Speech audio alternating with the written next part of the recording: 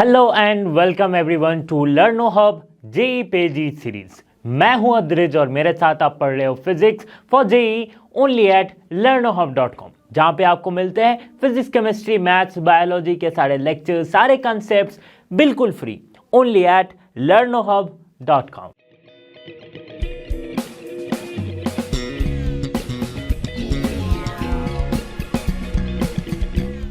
तो students, Newton's laws of motion ये chapter हमने स्टार्ट कर दिया है। पहला वाला जो पार्ट था उसमें हमने देखा था क्या कि कैसे Newton's first law, second law, third law क्या होती है, इनर्शिया क्या होती है, मोमेंटम क्या होती है। अभी जो हम डिस्कस करने वाले हैं वो ये जो लॉज हमने पढ़े वो कहाँ पे हम अप्लाई करेंगे, एक दो छोटे छोटे एग्जाम्पल्स भी करेंगे। तो इसी के साथ चलिए शुरू करते हैं इस चैप्टर को।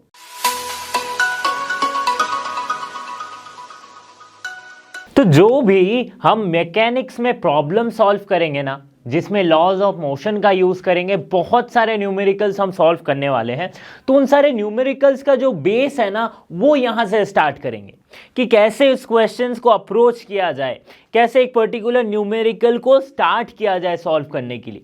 तो इसका मतलब हमें क्या करना पड़ेगा, न्यूटन्स के first law, second law, third law से खेलना पड़ेगा। ठीक है, कोई भी मैकेनिक्स का क्वेश्चन आप सॉल्व करोगे तो न्यूटन्स की ये तीनों लॉ से हमें खेलना पड़ेगा। तो स्टार्ट कैसे करेंगे इस गेम को, देखो तो पहला इसके ना 4 स्टेप होते हैं। क्या होते हैं? 4 स्टेप होते हैं। तो पहला स्टेप जो है वो क्या कहता है कि decide the system on which laws of motion are to be applied. पहले तो हमें सिस्टम को डिफाइन करना है, सिस्टम को चूज करना है कि कौन से सिस्टम को हम चूज करेंगे। अब वो सिस्टम चाहे तो एक ब्लॉक भी हो सकती है, एक ब्लॉक के ऊपर एक और ब्लॉक हो सकती है, चाहे तो ए हो सकती है या फिर बी हो सकती है, ठीक है, या फिर सी भी हो सकती है। ठीक है, तो ये ना सिस्टम हमें कंसीडर करना है। कैसे सिस्टम कंसीडर करने की बात मैं क्यों कर रहा हूं, क्योंकि पहला स्टेप ये है कि ए बी सी, यहां पे सपोज करते 3 ब्लॉक है। तो जब हमसे पूछा जाए कि सी की एक्सेलरेशन क्या होगी, अगर सी पे कोई फोर्स लग रही है तो ए की एक्सेलरेशन क्या होगी, बी की एक्सेलरेशन क्या होगी, इस टाइप से क्वेश्चन पूछा जाता है। ठीक है, तो इसको स्टार्ट कैसे करते हैं कि पहले तो कोई एक पॉइंट को आप फिक्स करो, एक पॉइंट को आप अपना सिस्टम मानो, ठीक है, उसको फिक्स करो, फिर उस पे देखा जाएगा कि बाकी के स्टेप्स हम धीरे धीरे पढ़ेंगे। तो सिस्टम कुछ भी हो सकता है, चाहे ये किसी पुली से लगी हो, पुली के साथ शायद एक कोई डिस्क लगा हो, ये डी क्या है, एक डिस्क है जो कि इस पुली से स्लाइड हो रहा है। ठीक है, और क्या है कि शायद इसमें एक और सिस्टम, एक और ब्लॉक लग जाए। तो सिस्टम कुछ भी हो सकता है, कुछ इस तरह से भी हो सकता है सिस्टम। ठीक है, लेकिन इसमें अगर आपसे पूछा जा रहा है कि जी की एक्सेलरेशन क्या होगी, ठीक है, जी क्या है, एक मास है, इन सारे की एक कुछ ना कुछ मास है, ए बी सी डी। ठीक है, अब किसी एक की एक्सेलरेशन पूछेगी तो आपको सोचना पड़ेगा मैं न्यूटन्स लॉ कहां पे अप्लाई करूं। तो इसलिए इस कुछ कंडीशंस होते हैं। तो पहला जो स्टेप हुआ हमने समझा कि कोई भी एक सिस्टम हमें फिक्स करनी है या फिर कोई भी एक सिस्टम हमें डिसाइड करनी है। अब वो डिसीजन हम कैसे लेंगे, ठीक है, तो डिसीजन के लिए कुछ चीजें दिमाग में होनी चाहिए कि कुछ चीजें कंडीशन यहां पे लग जाती है।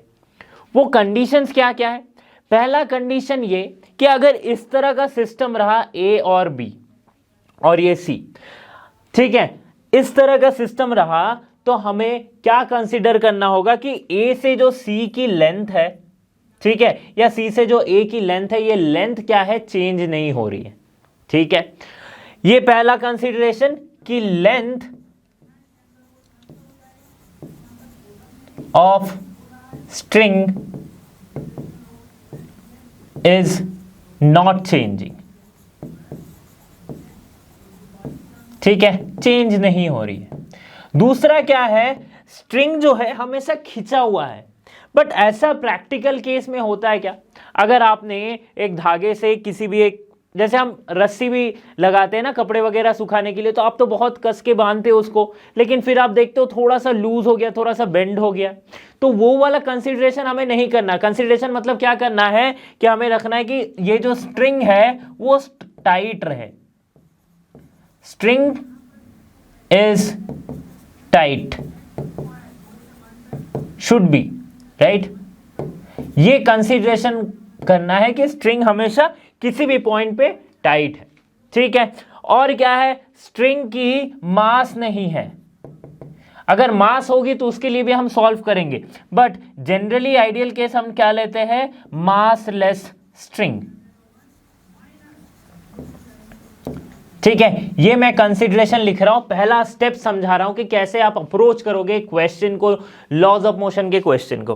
ठीक है, और क्या कंसिडरेशन है कि सारे ऑब्जेक्ट की जो एक्सीलरेशन है वो सेम है, एक्सीलरेशन इज सेम, मतलब c जिस एक्सीलरेशन से जाएगा, a भी उस एक्सीलरेशन से जाएगा, b भी उस एक्सीलरेशन से जाएगा, इवन g भी उस एक्सीलरेशन से जाएगा। ठीक है, एक्सीलरेशन जो है वो सेम है। ठीक है, और एक क्या चीज है, ये जो b ऑब्जेक्ट a के ऊपर रखा है, इसमें क्या कंसीडर करते हैं हम कि b is not slipping. Slipping मतलब सोना नहीं, स्लिप नहीं हो रही है। ठीक है, नॉट स्लाइडिंग, नॉट स्लिपिंग, ये हम कंसीडर करते हैं कि B जो है A के ऊपर भले ही रखा हो। हमें ऐसे नॉर्मली हम देखें ना, कोई भी ऑब्जेक्ट को आप किसी एक और ऑब्जेक्ट के ऊपर रखते हो तो जैसे नीचे वाले ऑब्जेक्ट को खींचते हो तो B भी उसके ऊपर थोड़ा सा स्लाइड होती है ना, तो वो हम कंसीडर नहीं करेंगे। ठीक है, वो हम ये मान लेंगे कि ये स्लिप नहीं हो रही है। तो ये सब कुछ कंडीशन है, this are called ideal cases, right. Practically ये पॉसिबल नहीं है, बट आइडियल केसेस। और क्या करते हैं हम, इस सरफेस को हम मानते हैं स्मूथ सरफेस। जब तक हम फ्रिक्शन पढ़ नहीं रहे हैं, फ्रिक्शन इसके आगे पढ़ेंगे एक दो लेक्चर बाद, जब तक हम फ्रिक्शन पढ़ नहीं रहे तब तक हम क्या कंसीडर करेंगे कि स्मूथ सरफेस है, इसमें कोई फ्रिक्शन ऐड नहीं हो रहा है। ठीक है, फ्रिक्शनल फोर्स पीछे नहीं लग रही है। ठीक है, तो जब भी आपको क्वेश्चन में मिले a block is kept on a smooth horizontal surface, तो स्मूथ का मतलब ये बता रहा है कि उस ब्लॉक में आपको फ्रिक्शन कंसीडर नहीं करना है, friction less surface. Smooth surface यानी कि friction less, friction less surface. ठीक है, तो ये कुछ कंसीडरेशन थे। और क्या कंसीडरेशन है, हम जनरली मास ऑफ द पुली को मास लेस मानते हैं। ठीक है, मास लेस मानते हैं। ओके, मास ऑफ द पुली को हम मास लेस मानते हैं। और एक चीज है कि टेंशन अलोंग द स्ट्रिंग जो है, टेंशन अलोंग द स्ट्रिंग जो है वो क्या है, हर एक पॉइंट पे कांस्टेंट है। चाहे यहां पे आप स्ट्रिंग की टेंशन लो, यहां पे स्ट्रिंग की टेंशन लो, यहां पे स्ट्रिंग की टेंशन लो, हर जगह पे कांस्टेंट है। ठीक है, और क्या कंसीडरेशन करते हैं कि मोशन जो है वो एक ही डायरेक्शन में है। ठीक है, और एक लिखता हूं sixth, motion is in same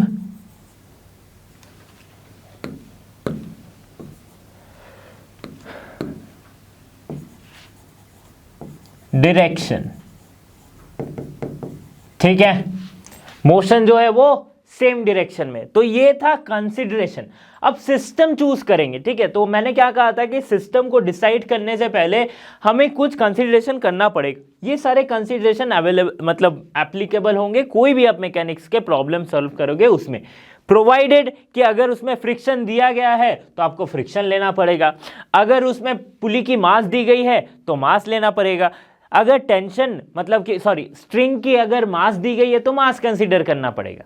ठीक है, एक और कंडीशन रह जाती है, क्या है वो कंडीशन, देखो हमने जो यहां पे कंसीडर किया है कि मोशन जो है एक ही डायरेक्शन में हो रही है। अगर ये आदमी इस तरफ अगर फोर्स लगा रहा है, राइट, तो ये पूरे जो भी सिस्टम है इसकी मोशन क्या है, इसी तरफ हो रही है। तो इस मोशन में हर एक ऑब्जेक्ट कुछ कुछ डिस्टेंस ट्रैवल कर रही है। तो ये हम कंसीडर करते हैं कि एक ही सरफेस पे जो दो ऑब्जेक्ट है, जैसे कि ये C, ये अगर x डिस्टेंस ट्रैवल करेगी, x डिस्टेंस कवर करेगी, तो ये भी x डिस्टेंस कवर करेगी। ठीक है, समझ में आ रही बात, x डिस्टेंस ये, तो हर एक ऑब्जेक्ट जो है वो सेम डिस्टेंस कवर कर रहा है। तो ये तो हमने कंडीशन पढ़ा। अब बारी आती है ना सिस्टम सिलेक्शन की। सिस्टम कैसे सिलेक्ट करेंगे या फिर डिसाइड कैसे करेंगे कि कौन सा सिस्टम से हम स्टार्ट करें प्रॉब्लम को अप्रोच करना। ठीक है, तो देखो उसके लिए हम कैसे चूज करेंगे, पहले मोशन को देखेंगे, मोशन किस तरफ हो रही है, उस तरफ हो रही है। ठीक है, तो मतलब ये सारे ऑब्जेक्ट जो हैं एक ही तरफ मूव कर रहे हैं। तो या तो हम ए को एक सिस्टम मान सकते हैं, बी को मान सकते हैं, सी को एक सिस्टम मान सकते हैं, या फिर ए प्लस बी को एक सिस्टम मान सकते हैं, या फिर ए प्लस बी प्लस सी को एक सिस्टम मान सकते हैं, राइट। यहां पे हम जी को भी एक सिस्टम मान सकते हैं, सिंगल, ठीक है। सिस्टम मतलब जहां से हम प्रॉब्लम को स्टार्ट करेंगे, जहां पे जिस पॉइंट पे हम देखेंगे कि फोर्स मुझे किस डायरेक्शन से लग रही है, ये है स्टेप 1, ठीक है, deciding the system. Okay, now और क्या सिस्टम मान सकते हैं, या फिर A plus B plus C plus G को हम एक सिस्टम मान सकते हैं। क्यों मैंने लिखा A plus B plus C plus G को एक सिस्टम? देखो, ए जो है इस तरफ मूव कर रही है, बी भी इस तरफ मूव कर रही है, सी भी इस तरफ मूव कर रही है, जी भी इस तरफ मूव कर रही है, ठीक है। लेकिन अगर आप ई का देखोगे तो ई है नीचे की डायरेक्शन में मूव कर रही है। डी जो है ये क्या है, एक डिस्क है, ये एक्चुअली स्लाइड कर रही है। क्या कर रही है? स्लाइड कर रही है, मतलब ये डिस्क जो है स्लाइड कर रही है। तो इसका मतलब ये होता है ना कि ई जितनी डिस्टेंस मूव करेगी, डी उतना डिस्टेंस मूव नहीं करेगी। क्यों? क्योंकि डी तो स्लाइड हो रही है, डी खिंचा हुआ तो नहीं है टेंशन में, डी क्या हो रही है, एक स्लाइड हो रही है, ठीक है, स्लिप हो रही है। तो इसका मतलब क्या होगा, इसकी डिस्टेंस और इसकी डिस्टेंस सेम नहीं होगी, ठीक है। तो ये तो एक बात हो गई। तो इसलिए पहले तो देखो कि ए बी सी जी चारों क्या है, एक ही डायरेक्शन में मूव कर रही है, तो इसलिए मैं चारों को एक सिस्टम मान सकता हूं। यहां पे ए बी सी को मैंने क्यों एक सिस्टम माना, क्योंकि तीनों एक डायरेक्शन में मूव कर रही है। ए और बी को एक सिस्टम क्यों माना, क्योंकि ये दोनों एक डायरेक्शन में मूव कर रही है। ए बी सी जी चारों को अलग अलग करके मैं एक सिस्टम मान सकता हूं, मतलब कि सिर्फ ए को मान सकते हो, सिर्फ बी को मान सकते हो, सी को मान सकते हो, या फिर सिर्फ जी को मान सकते हो, ठीक है। अब बारी आती है ई और डी की। तो ई प्लस डी, इसको मैं एक सिस्टम मान नहीं सकता, not considered to be a system, not considered to be a system. Why? Because A जितनी लेंथ कवर कर रहा है, D उतना लेंथ कवर नहीं करेगा। तो जब सेम लेंथ नहीं कवर हो रहा है तो कंडीशन हमारा क्रॉस हो जा रहा है, जो हमने इसके पहले कंडीशन पढ़ा था, राइट। इसके पहले क्या कंडीशन पढ़ा था, ये कंडीशन पढ़ा था ना कि यहां पे कहां पे कंडीशन लिखा मैं, okay, length of the string is not changing, okay, तो स्ट्रिंग के बारे में है। और क्या कंडीशन लिखा था, अच्छा ये बताया था, हाँ, एक्स डिस्टेंस जितना मूव करेगा दूसरी वाली भी उतनी ही डिस्टेंस मूव करेंगी। बट ई और डी के केस में ऐसा नहीं हो रहा है, ठीक है, इसीलिए ई प्लस डी को हम एक सिस्टम कंसिडर नहीं करेंगे। तो वैसे ही केस कुछ हो जाता है ई प्लस जी के साथ। क्या होता है जी, देखो एक कंडीशन हमने क्या पढ़ा था कि motion is in same direction, motion same direction में होना चाहिए, ठीक है। बट ई प्लस जी के केस में क्या हो रहा है, जी मूव कर रही है इधर, ई मूव कर रही है इधर, तो सेम डायरेक्शन ऑब्वियसली नहीं हुआ। तो इसीलिए ई प्लस जी को हम एक सिस्टम कंसिडर नहीं कर सकते। तो सिस्टम डिसाइड करने के लिए हम ये सारे चीज दिमाग में रखनी होगी, ठीक है, कि कौन किस किस को हम सिस्टम मान सकते हैं, किस किस को सिस्टम हम नहीं मान सकते, ठीक है। तो ये हो गया step 1 of deciding a system. जब भी हम न्यूटन्स लॉज ऑफ मोशन के साथ खेल रहे हैं, जब भी उसके क्वेश्चन सॉल्व कर रहे हैं, तो पहला स्टेप हमने कंप्लीट किया कि क्या करना होता है। नेक्स्ट स्टेप 2, स्टेप 2 में क्या करना है, आइडेंटिफाई द फोर्सेस। मतलब आपने पहला स्टेप क्या किया, आपने सिस्टम को डिसाइड कर लिया, तो चलो आपके पास कोई एक सिस्टम हो गया। अब आपको देखना है उस सिस्टम में कौन कौन से फोर्सेस किस किस डायरेक्शन से लग रही है, ठीक है। तो इसका एक एग्जांपल लेते हैं कि सपोज जैसे कि मेरे पास ये इमेज है, इसमें क्या है कि this person is lifting some weight, एक किसी लोड को ये हाथ पे उठा के रखा है, ठीक है। तो यहां पे अगर हम कंसीडर करते हैं कि इस पे कौन कौन से फोर्सेस लग रही है, तो थोड़ा सा कंफ्यूजन हो जाएगा। क्यों कंफ्यूजन हो जाएगा, मैं बताता हूं। देखो, एक ये मैन की वेट नीचे, एक बारबेल की वेट नीचे, ठीक है, सपोज W1 मैन की वेट है W, फिर एक ऊपर की तरफ जो फ्लोर इस पे फोर्स लगा रही है, ठीक है, एक मैन इस बारबेल पे फोर्स लगा रहा है वो ऊपर, फिर ये जो टोटल वेट है मैन प्लस ये लोड, इसकी फोर्स नीचे, फिर उसका रिएक्शन ऊपर। तो बहुत ज्यादा यहाँ पे कंफ्यूजिंग हो जा रहा है। तो इसीलिए हमने क्या किया था, स्टेप 1 में हमने किया था कि पहले सिस्टम को सिलेक्ट करो, फिर उस सिस्टम पे देखो जो स्टेप 2 है कि कौन कौन से फोर्सेस लग रहे। तो यहां पे क्या सिस्टम हो सकती है, या तो ये मैन एक सिस्टम हो सकता है, या फिर ये लोड और ये फिर बारबेल जो है, ये जिसको इसने उठा रखा है, लोड और बारबेल, ये एक सिस्टम हो सकती है। ठीक है, तो दो ही सिस्टम हम लिख सकते। अब देखो, या तो मैन या फिर लोड। अब इस सिस्टम में हमें देखना क्या है, स्टेप 2 हमें क्या कहता है कि आइडेंटिफाई द फोर्सेस। तो मैन मतलब सिर्फ ये मैन एक सिस्टम है। ठीक है, अब इस पे हमें देखना है कि इस सिर्फ आदमी पे कौन कौन से फोर्स लग रहे हैं, exerted on the man, force exerted on the man. तो क्या है वो फोर्स, पहला जो है वो ये मैन की वेट है, राइट, जो अर्थ पे जा रही है। ठीक है, तो फर्स्ट ड्यू टू अर्थ के ग्रेविटेशन की वजह से इसका वेट जो कि है डाउनवर्ड। ठीक है, इसे हम कंसीडर करते हैं W1। ये किस लिए, अर्थ के ग्रेविटेशनल फोर्स की वजह से।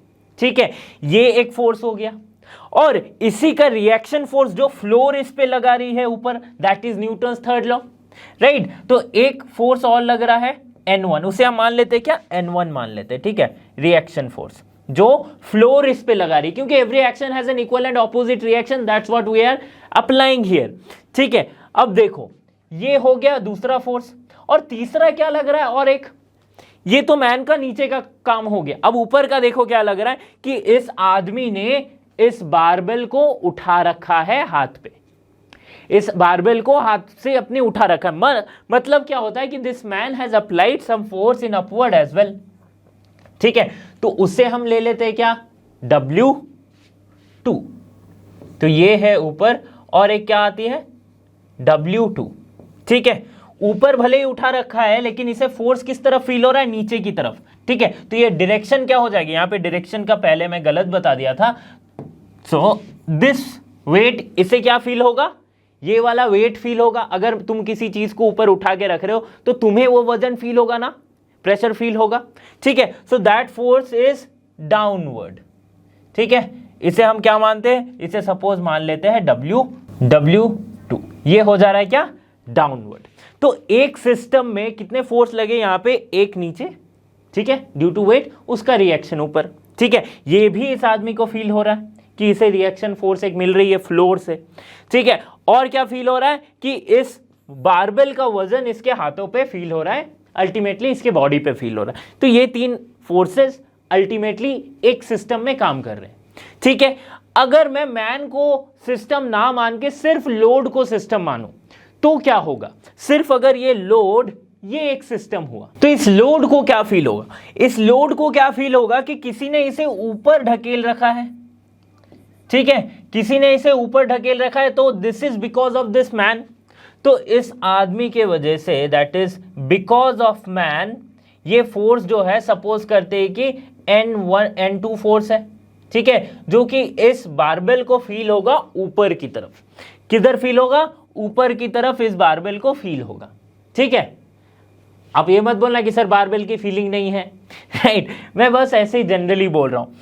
अब देखो और क्या फील हो रही है कि इस बारबेल की टेंडेंसी क्या है, अगर ये आदमी इसे छोड़ दे तो इसकी टेंडेंसी क्या है, ये नीचे की ओर आएगी। क्यों आएगी, बिकॉज ऑफ ग्रेविटेशनल फोर्स। तो अर्थ के वजह से ग्रेविटेशनल फोर्स के कारण ये एक नीचे की ओर ये फील कर पा रहा है। ठीक है, सो अर्थ के वजह से a gravitational force that is W3 में लिख देता हूं। ठीक है, W3 जो कि नीचे की ओर फील हो रहा है। तो इस लोड को अगर हम सिस्टम मानते हैं तो इसमें दो फोर्सेस लग रहे हैं अल्टीमेटली। मैन को सिस्टम मान रहे तो इसमें तीन फोर्सेस लग रहे हैं। ठीक है, तो इस तरह से देखो पांचों फोर्सेस को हमने कैसे सेग्रीगेट कर दिया है। ठीक है, जो भी अलग अलग डायरेक्शन में लग रहे, भले दो ही डायरेक्शन है, ऊपर या तो नीचे, लेकिन अब किसी भी एक सिस्टम को कंसीडर करके हम आगे बढ़ सकते हैं, हम क्वेश्चन को आगे सॉल्व कर सकते हैं। तो स्टेप 1 हुआ कि डिसाइड द सिस्टम स्टेप 2 हुआ कि स्टेप 2 क्या हुआ कि आइडेंटिफाई द फोर्सेस, उस पर्टिकुलर सिस्टम में कौन कौन से डायरेक्शन से क्या क्या फोर्सेस लग रहे हैं। अब देखते हैं तीसरा स्टेप। तो 2 स्टेप के बाद जो तीसरा स्टेप है उसमें क्या करना है हमें कि एक फ्री बॉडी डायग्राम बनानी है। तो यहां पे आता है कंसेप्ट फ्री बॉडी डायग्राम और FBD जिसे हम कहते हैं। ठीक है, तो फ्री बॉडी डायग्राम मतलब क्या है कि आप जो भी एक सिस्टम आपने कंसीडर किया है ना उसको एक पॉइंट मान लो। ठीक है, अब पॉइंट जैसे ही मान लिया, अब बस आपको दिखाओ इस पॉइंट पे किस तरह फोर्स लग रही है। तो जैसे कि मैं अगर पिछले वाले एग्जांपल का रेफरेंस लूं कि जैसे एक वेट लिफ्टर ने वेट को अपने हाथों से उठा रखा है और मैं उस मैन को एक सिस्टम मान रहा हूं। ठीक है, उस आदमी को एक सिस्टम मान रहा हूं। तो हमने क्या देखा था कि उस पे ऊपर एक फोर्स काम कर रही है, राइट, और ऊपर कौन सी फोर्स काम कर रही है, जो उसे ग्रेविटेशनल का जो रिएक्शन फोर्स मिल रहा है, फ्लोर जो उसे फोर्स लगा रही है वो। ठीक है, तो इसे हम मानते हैं क्या N1। और एक फोर्स काम कर रही है क्या नीचे, दैट इज द वेट। ठीक है, इसे हम मानते हैं W। और एक क्या फोर्स काम कर रही है नीचे, दैट इज द बारबेल की फोर्स, जो बारबेल उस पे फोर्स लगाया हो। क्योंकि अगर तुम आप किसी चीज को उठा के रख रहे हो तो मैंने जैसे बताया था कि आपको नीचे फोर्स फील होगा, है ना, नीचे की ओर फोर्स लगेगा। तो दैट फोर्स उसे हम मान लेते हैं क्या N2। तो यही हो गया एक free body diagram. Free body diagram मतलब क्या, जिस सिस्टम को आप चूज किए उसको फ्री कर दो बाकी से। तो मैंने इस आदमी को फ्री कर दिया बाकी चीजों से। ठीक है, अब इस पे मैं देख रहा हूं कि इसके अलग अलग डायरेक्शन से कौन कौन से फोर्स इस पे काम कर रहे हैं। तो क्या मिला हमें, एक ऊपर, एक नीचे और एक नीचे बिकॉज ऑफ द बारबेल, ये हमें मिल गया। ठीक है, अगर मैं देखूं कंसीडर करूं, ये वाला कंसीडर किया किसको सिस्टम माना, मैं मैन को। अगर मैं बारबेल को एक सिस्टम मानता हूं, ठीक है, लोड को, लोड और बारबेल कुछ भी बोलो, ठीक है, लोड को एक सिस्टम मानता हूं। ठीक है, तो इस पे कौन से फोर्स काम कर रहे थे, तो सिर्फ 2 ही फोर्स, एक ये आदमी इसे ऊपर ढकेल रहा था और एक इसकी वेट की वजह से। तो इसे हम मानते हैं W2 और इसे क्या मान रहे हैं हम, N2। ठीक है, यही तो हमने कंसीडर किया था, W2 नीचे N2 ऊपर। ठीक है, तो ये जो डायग्राम हो गया ना, इसे हम कहते हैं क्या, free body diagram. Free body diagram. अब कोई भी सिस्टम ले लो, सपोज करते हैं कि ये एक ब्लॉक है, ठीक है, इस तरफ इसे कोई खींच रहा है, ठीक है, और इस तरफ से भी कोई खींच रहा है with some force F dash. Fine, इस पे कितनी फोर्स लगेगी, राइट, इस पे कितनी फोर्स लगेगी। तो फ्री डायग्राम से हमें ये तो फ्री बॉडी डायग्राम ही हो गया कि ये एक ब्लॉक है, इस पे इस तरफ फोर्स है, इस पे इस तरफ फोर्स है। अब देखो, अगर एक पुली जैसा है कुछ, पुली जैसा कुछ है, ये यहां पे एक ब्लॉक है, यहां पे एक ब्लॉक है A B। अभी अगर मैं पूछूं कि A पे कितना फोर्स लग रहा है, तो आप A की फ्री बॉडी डायग्राम अलग से बनाओगे कि ये A है, A पे फोर्स क्या लग रहा है, ये जो है ये टेंशन लग रही है। ठीक है, ये टेंशन इस पे लग रही है। मैं अगर पूछूं कि B पे कितना फोर्स लग रहा है, तो B की फ्री बॉडी डायग्राम आप अलग से बनाओगे। ठीक है, B पे क्या फोर्स लग रहा है, एक ऊपर की ओर लग रही है जो कि है ये टेंशन ऑफ द स्ट्रिंग, और एक क्या लग रही है नीचे, जो कि इसकी अपनी वेट की वजह से, राइट, अपनी वेट की वजह से mg, इसके वेट की वजह से इसे फोर्स मिल रही है नीचे। तो देखो फ्री बॉडी डायग्राम कैसा अलग अलग हो गया। ठीक है, समझ में आ रही है ना बात। तो ये डिपेंड करता है कि कौन सा सिस्टम आप चूज कर रहे हो। अब देखते हैं ना, समझते हैं कोप्लानर में अगर फ्री बॉडी डायग्राम बनाना हुआ, कोप्लानर का मतलब क्या होता है, कोप्लानर मतलब सेम प्लेन में, एक प्लेन में कितने एक्सिस होते हैं, 2 एक्सिस। क्योंकि देखो अगर 3D में बनाता हूं तो ये हो गया आपका x एक्सिस, ये हो गया y एक्सिस, ये हो गया z एक्सिस। अगर ये प्लेन है, जैसे कि आपका फ्लोर है, ठीक है, आपका फ्लोर है, तो ये एक प्लेन हो गया, राइट, फ्लोर एक प्लेन है, उसमें कितने एक्सिसेस यूज हुए, एक x एक्सिस, एक y एक्सिस, x और y, ठीक है, x और y एक्सिस। अब देखो अगर उस प्लेन में जो फोर्सेस काम कर रही है, कोई ऑब्जेक्ट उस प्लेन में रखा हुआ है, वहां पे जो फोर्सेस काम कर रहे हैं उसमें हम कैसे कंसीडर करेंगे, तब तो आगे पीछे नहीं भी हो सकती है। मतलब ये जो सारे हमने डिस्कस किए ना, ये हमने क्या डिस्कस किया, कोलिनियर का। कोलिनियर मतलब क्या होता है कि सेम लाइन में जो लग रही है, कोलिनियर, ठीक है, कोलिनियर। अब जो हम डिस्कस कर रहे हैं वो क्या डिस्कस करेंगे, कोप्लानर फोर्सेस। कोप्लानर मतलब सेम प्लेन में लग रही है फोर्सेस, बट सेम प्लेन का मतलब सेम लाइन नहीं होता है, राइट। तो इसलिए हमें क्या करना पड़ेगा कि x के अलोंग अलग से निकालना पड़ेगा फ्री बॉडी डायग्राम का, कि x के अलोंग कौन से फोर्सेस लग रहे, y के अलोंग कौन से फोर्सेस लग रहे। तो इसी पे बेस्ड हमारा क्या आ जाता है, हमारा जो फोर्थ स्टेप है वो आ जाता है। वो क्या कहता है कि choose axis and right the equation. Choose the axis and right the equation. Any three perpendicular axis, any three perpendicular direction may be chosen as the x, y, z axis। ठीक है, 3D डायग्राम हमें पता है, 3D space हमें पता है कि 3 axis होती है x, y, z। ठीक है, तो यहां पे क्या कह रहे थे, क्या कह रहा था मैं कि अब जो हमने फ्री बॉडी डायग्राम बना दिया, ठीक है, एक बार फिर मैं बना देता हूं। अगर मैं सिर्फ उस मैन की बात करूं तो उस पे कौन सा फोर्स लग रहा था, एक बार देख लेते। वो कौन सा फोर्स लग रहा था, N1 ऊपर, W नीचे, N2 नीचे। मतलब N1 ऊपर, W नीचे और N2 भी नीचे। ठीक है, ये फोर्स लग रहा था। अब ये दोनों को हमें इक्वेट करना पड़ेगा। कैसे, हम देखेंगे जो ऑपोजिट, अगर इक्विलिब्रियम पोजीशन पे है, इक्विलिब्रियम मतलब एक पॉइंट पे जहां पे स्टेबल है, ठीक है, उस पॉइंट पे क्या होता है कि ये वाली जो फोर्सेस है ये फोर्सेस के बराबर होती है। मतलब N1 is equals to N2 plus W। So this will be the equation, this will be the equation. और यहां से हम चाहे कोई भी फोर्स या फिर एक्सेलरेशन उसको हम निकाल सकते हैं किसी भी बॉडी के लिए। ठीक है, तो समझ में आ गई बात। तो ये हमने क्या बात किया था, कोलिनियर वाले की। अगर कोप्लानर हो तो x के अलोंग हमें निकालना पड़ेगा कि फोर्स क्या है। उसकी हमें एक इक्वेशन आएगी जिसे हम मानेंगे इक्वेशन 1, राइट। इससे हमें क्या पता चलेगा कि x के अलोंग क्या फोर्सेस काम कर रही है, और एक y डायरेक्शन के अलोंग हमें निकालना पड़ेगा कि फोर्स क्या है। ठीक है, तो हमें दो इक्वेशन मिलेंगे, एक x के अलोंग, एक y के अलोंग। अगर कोप्लानर है तो, कोलिनियर है तो सिंपल सी बात ऐसे हो जाएगी। जैसे उस ब्लॉक के बारे में मैं बात किया था कि एक ब्लॉक पे ये कितना फोर्स लग रहा है, तो एक इस पे लग रहा है क्या, टेंशन। ठीक है, इस पे सिर्फ टेंशन लग रहा था। अब इसकी जितनी एक्सेलरेशन होगी, पीछे कोई फोर्स है ही नहीं, पीछे कोई फोर्स है ही नहीं, तो इसका मतलब इस पे अल्टीमेटली सिर्फ टेंशन लग रही है। और अगर पीछे से भी कोई एक फोर्स खींचे तो इक्विलिब्रियम पोजीशन में हम इसे इक्वेट करेंगे कैसे, कि अगर पीछे से इसे F फोर्स से खींचा जा रहा हो तो इक्विलिब्रियम में T इक्वल्स टू F, ऐसे हम इक्वेशन बनाएंगे। ठीक है, और फोर्स क्या होती है, मास इंटू एक्सीलरेशन होती है फोर्स। ठीक है, तो जनरली क्वेश्चन में क्या दिया रहता है, जनरली क्वेश्चन में दिया रहता है मास, पूछा क्या जाता है एक्सीलरेशन। तो फोर्स के टर्म्स को हम मास इंटू एक्सीलरेशन के फॉर्म में लिखेंगे, मास इंटू प्रोडक्ट के product of mass and acceleration में लिखेंगे। उससे हमें क्या मिलेगा, एक्सीलरेशन ऑफ एनी पर्टिकुलर, जो भी बॉडी आपसे पूछी गई उसका एक्सीलरेशन। समझ में आ रही है बात कि कैसे हम ये 4 स्टेप को फॉलो करके एक क्वेश्चन को अप्रोच करेंगे।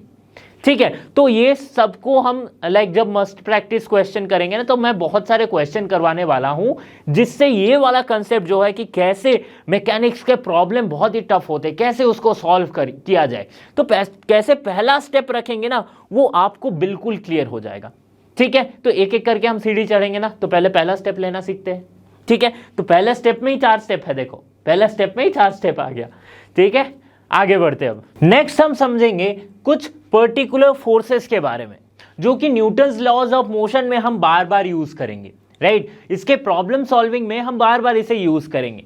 तो पहला ऐसा फोर्स आता है बड़ा ही बेसिक सा, वो क्या है, वेट।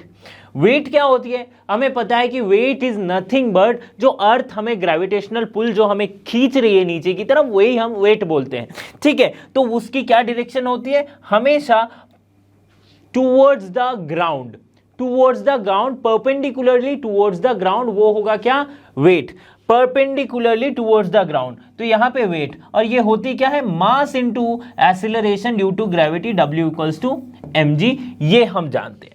ठीक है, the weight of the body is the force that pulls the body directly towards the earth and this is due to gravitational force. ठीक है, ये हमने समझा वेट के बारे में। अब बहुत लोगों के ये कंफ्यूजन होती है कि वेट जो है वो अगर मैं एक इंक्लाइन प्लेन रखा हूं तो वेट जो है वो इस तरफ काम करेगा। नहीं, इस तरफ नहीं काम करेगा। क्यों नहीं काम करेगा? क्योंकि अर्थ आपका कहां है? अर्थ ये है अर्थ। ठीक है, और अर्थ के परपेंडिकुलर हमेशा वेट काम करता है। कहां काम करता है? अर्थ के परपेंडिकुलर। मतलब इसकी जो वेट है, भले ये इंक्लाइन प्लेन पे ही क्यों ना रखी हो, इसकी वेट जो है ये नीचे काम करेगी, and that will be W equals to mg, जो mass into acceleration due to gravity. हाँ, इस वेट का कंपोनेंट भले ही इस डायरेक्शन में हो सकता है। इस वेट का कंपोनेंट भले, वेक्टर आपने पढ़ा है कि ये क्या है, वेट एक फोर्स है तो इसके कंपोनेंट होंगे, राइट? क्योंकि ये फोर्स है तो ये वेक्टर क्वांटिटी, इसके कंपोनेंट होंगे, तो इसके इस डायरेक्शन में भी कंपोनेंट होंगे, एक्स डायरेक्शन में, वाई डायरेक्शन में, राइट? तो वो हम सॉल्व जब करेंगे ना क्वेश्चन इंक्लाइन प्लेन से जब डील करेंगे तब उसको अच्छे से मैं बताऊंगा। ठीक है, इसके कंपोनेंट वाले ही हो सकते हैं, लेकिन जो वेट काम करेगा वो हमेशा परपेंडिकुलर टू द ग्राउंड काम करेगा। ठीक है, दूसरी बात पे आते हैं जो कि है नॉर्मल रिएक्शन और नॉर्मल कॉन्टैक्ट फोर्सेस। ठीक है, नॉर्मल रिएक्शन और नॉर्मल कॉन्टैक्ट फोर्स। अच्छा, ये जो पिछला हमने पढ़ा था वेट, ये क्या कॉन्टैक्ट फोर्स है या नॉन कॉन्टैक्ट फोर्स है? बताओ। ऑब्वियसली नॉन कॉन्टैक्ट फोर्स है। क्यों? भले ही अगर मैं इस वेट को, जो यहां पे तो कॉन्टैक्ट में लगा हुआ है तो आपको लग रहा होगा शायद कि ये कॉन्टैक्ट फोर्स है, लेकिन वेट एक्चुअली है क्या? ग्रेविटेशनल फोर्स की वजह से हम बोल रहे हैं।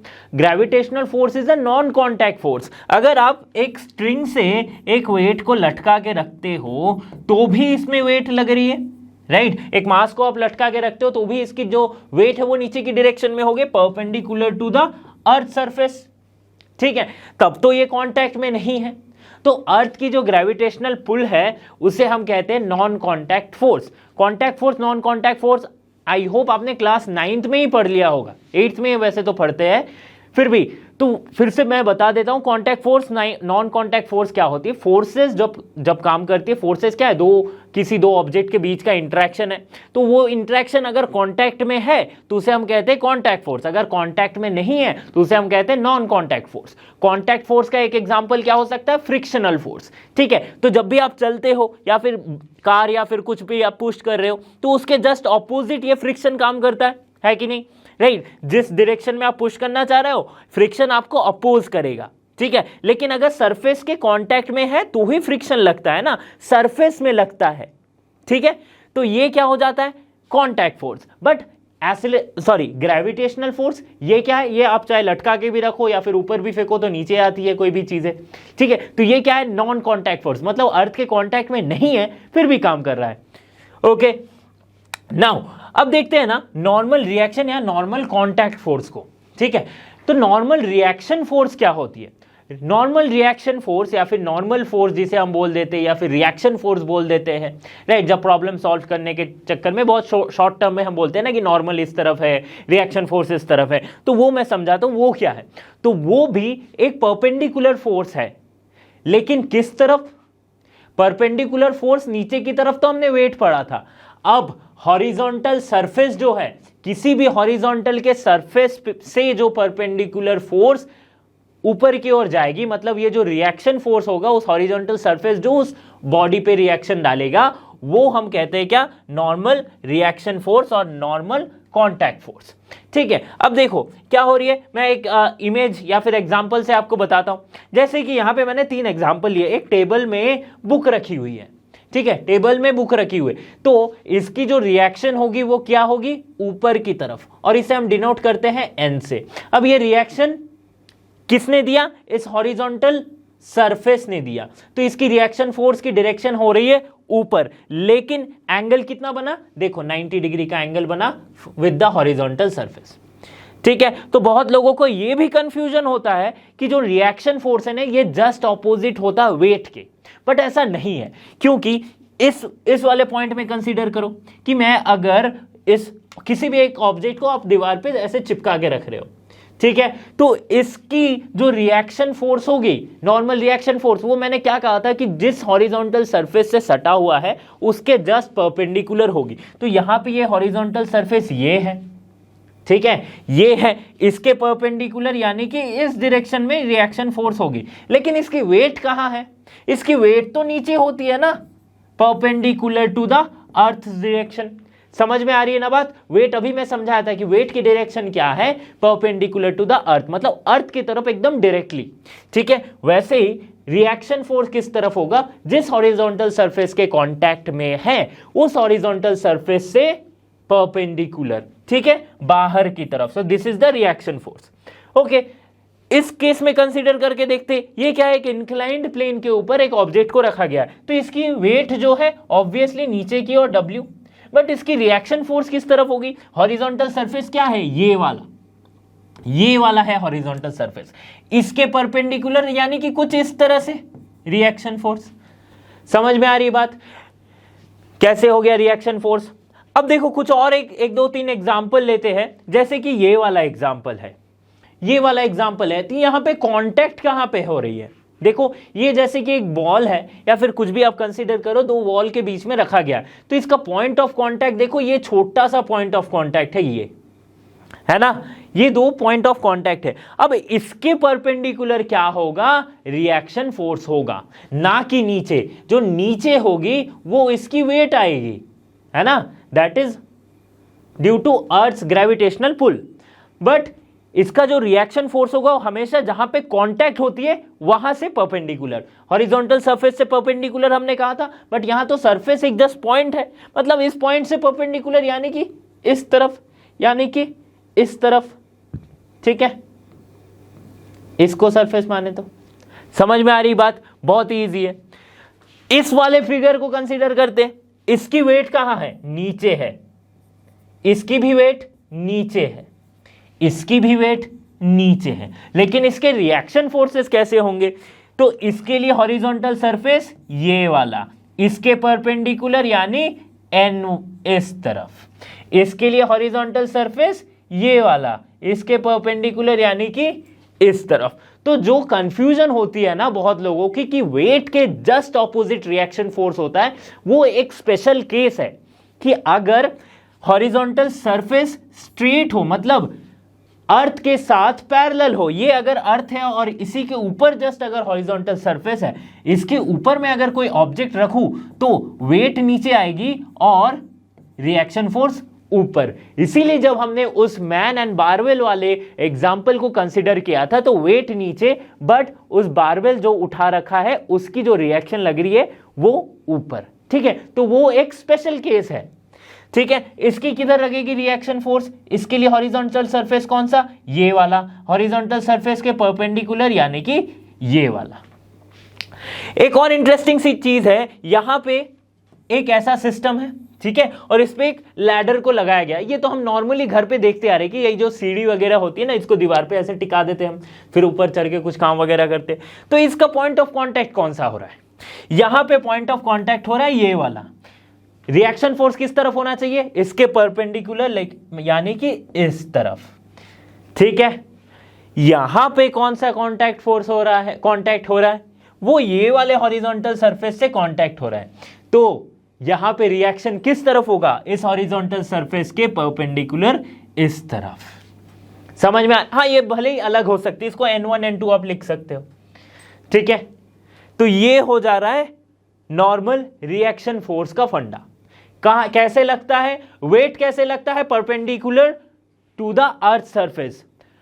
रिएक्शन कैसे लगता है? हॉरिजॉन्टल सरफेस के परपेंडिकुलर अपवर्ड। समझ में आ गई बात? अब आती है बात टेंशन की, राइट? बट इस केस में क्या कंसीडर किया है? Tension in a light string.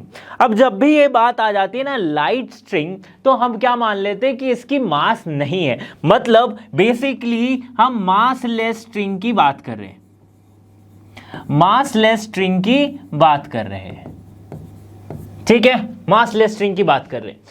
Okay, तो देखो स्ट्रिंग में जब भी हम मासलेस स्ट्रिंग के बारे में हम बात करेंगे या फिर स्ट्रिंग की ही बात करेंगे, तो हम ये कंसीडर करेंगे कि स्ट्रिंग में जो टेंशन होती है वो क्या है? पेयर्स में होती है।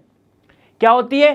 पेयर्स में। मतलब जैसे कि यहां पे देखो, ये एक ऑब्जेक्ट है A, ये एक ऑब्जेक्ट है B, इसकी मास है सपोज m1, इसकी मास है सपोज m2, राइट? तो A जो टेंशन अप्लाई कर रहा है बी पे, या ए जो टेंशन फील कर रहा है बी की वजह से, और सेम टेंशन होगी इस तरफ भी। So they always acts in pairs, tension always acts in pairs, ठीक है। और ये समझ में आया आपको कि क्या होती है टेंशन, इस तरफ भी टी, इस तरफ भी टेंशन टी, इसे डिनोट करते हैं टी से, ओके।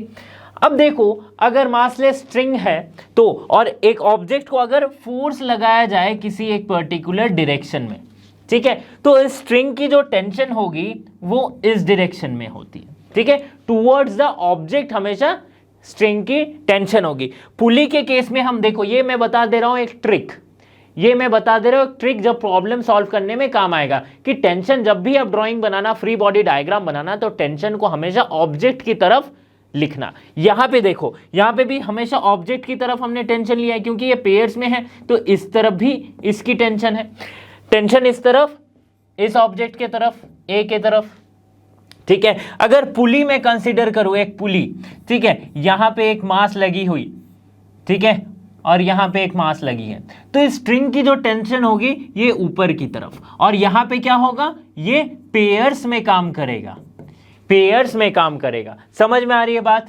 समझ में आ रही है बात। ऐसे अगर सिस्टम हुआ तो हमेशा ऑब्जेक्ट या फिर हमेशा पुली की तरफ आप टेंशन लेने को सोचो, ठीक है। अब देखो, एक और बात क्या आ जाती है कि अगर ये फोर्स से इसे खींच रहा हो, ठीक है, किसी फोर्स से इसे खींच रहा हो, तो ये जो टेंशन है that will be equal to F, this force. ये तो सिंपल सी बात है ना, फ्री बॉडी डायग्राम से ही हमने पता किया है कि अगर फ्री बॉडी डायग्राम मानते हैं तो इस पे कौन सी फोर्स लग रही है, इस पे एक आदमी इसे खींच रहा है, और क्या, एक टेंशन लग रही है इस तरफ। So T equals to F हम इक्वेट कर सकते हैं, T इक्वल्स टू एफ है, okay, this is T equals to F. अब आगे बढ़ेंगे और बात करेंगे कि अगर पुली में मास है तो क्या होगा, सॉरी नॉट पुली, अगर स्ट्रिंग में मास है तो क्या होगा। यहां पे तो हमने लाइट स्ट्रिंग कंसीडर किया, तो अब मास वाली स्ट्रिंग के बारे में जानते हैं, उसमें क्या टेंशन होगी उसको जानते हैं। मतलब tension in A row having uniform mass distribution. देखो ये जो वर्ड है ना, ये बहुत ही कमाल का वर्ड आ जाता है, एक फ्रेज आ जाता है, यूनिफॉर्म मास डिस्ट्रीब्यूशन। नाम में ही है क्या, यूनिफॉर्म मास मतलब सेम मास, डिस्ट्रीब्यूटेड यानी डिस्ट्रीब्यूशन यानी डिस्ट्रीब्यूटेड, मतलब भले ये स्ट्रिंग की कुछ एक मास है, सपोज उसे कंसीडर करते हैं m, और स्ट्रिंग के लेंथ को हम कंसीडर करते हैं l, ठीक है, ये है पॉइंट A, ये है पॉइंट B, ठीक है, जहां पे ये लगी हुई है। अब यूनिफॉर्म मास डिस्ट्रीब्यूशन ये एक कंडीशन है, जब हम मास वाली स्ट्रिंग को हम कंसीडर करेंगे उसमें भी एक कंडीशन हम लगाएंगे कि उसकी कंडीशन या तो यूनिफॉर्म मास डिस्ट्रीब्यूशन होना चाहिए। यूनिफॉर्म मास डिस्ट्रीब्यूशन का ये मतलब होता है कि किसी भी लेंथ पे, यूनिट लेंथ पे मास जो है वो सिमिलर है। मतलब ये पूरे जो रोप है, पूरा जो ये स्ट्रिंग है, इसकी हर एक छोटे छोटे लेंथ की मास इक्वल है। अगर सेम सेम लेंथ का अगर वो रोप हो रहा है, मतलब कि अगर मैंने यहां पे कंसीडर किया है DL लेंथ, ठीक है, ये मैंने ऊपर कंसीडर किया है। अब मैं अगर नीचे भी अगर सेम लेंथ कंसीडर करूं DL, तो मुझे क्या मिलेगा, इन दोनों लेंथ में जो स्ट्रिंग होगी उसकी मास इक्वल है, मतलब पूरी जो मास है वो इक्वली डिस्ट्रीब्यूटेड है। ये हम कंडीशन लगाते हैं मास वाली स्प्रिंग में। तो इस केस में टेंशन क्या होगा, तो इस केस में हम कोई भी एक पॉइंट पे टेंशन निकाल सकते हैं कि सपोज ये पॉइंट है P, और P से नीचे क्या है, X है, ठीक है, ये है X, ये टोटल लेंथ L है, और P से नीचे तक जहां पे ये एंड हो रहा है पॉइंट A तक, उसकी लेंथ क्या है, X है। तो tension at point P, tension at any point, मैं लिखता हूं जनरल पहले लिखता हूं फिर मैं बताऊंगा P के केस में क्या होगा। Tension at any point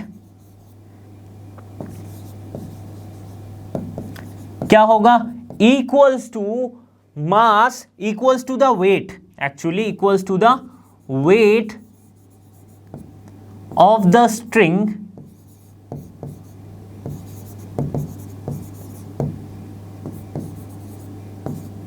which hangs below the point।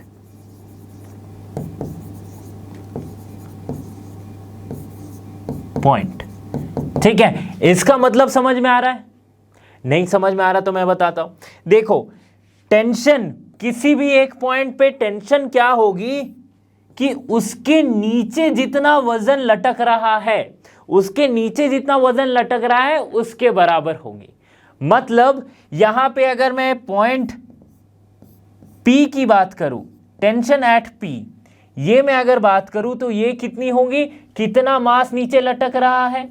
तो कितना मास लटक रहा वो कैसे पता चलेगा?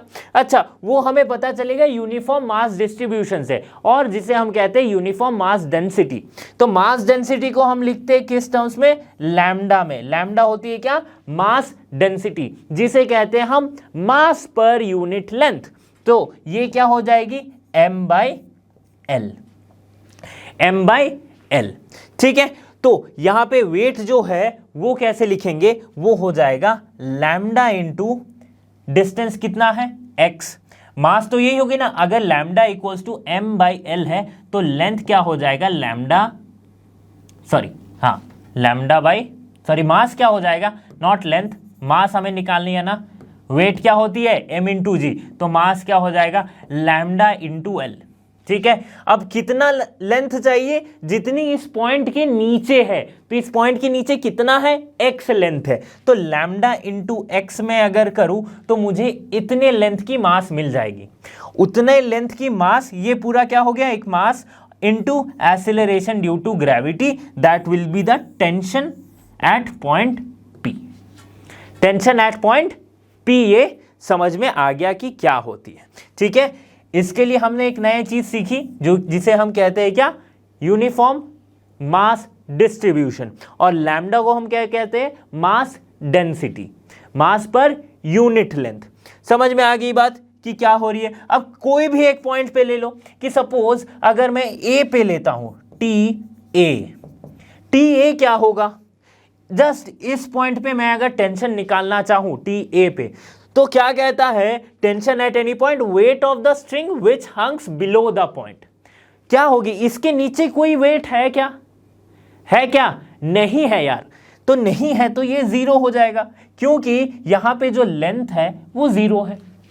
ठीक है, तो T A will be zero. Now what about T B? What about T B?